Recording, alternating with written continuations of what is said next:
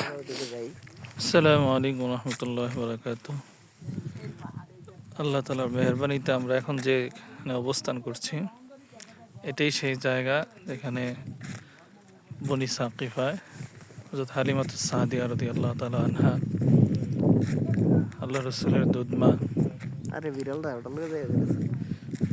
যেখানে আল্লাহ রসুলের শৈশব একবার শিশুকালটা কেটেছে,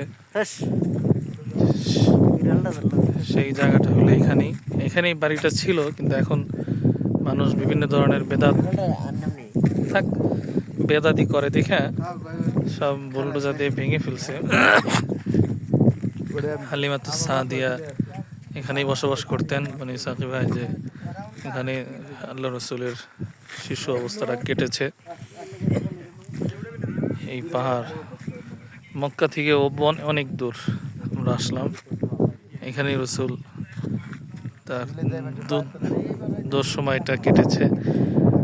এর আশেপাশে আমরা জানি, কিতাবে পড়েছি, আল্লাহ রসুল সাল্লাল্লাহু আলাইহি সাল্লামের সিনা মুবারক চাক করা হয়েছিল শৈশবে, শিশু অবস্থায়, শিশুকালে।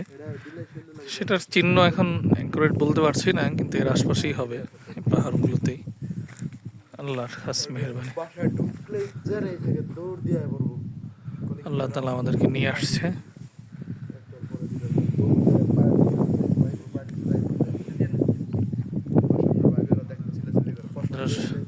আল্লাহ কাছে দোয়া করে এখানে নামাজের ব্যবস্থা রাখছে।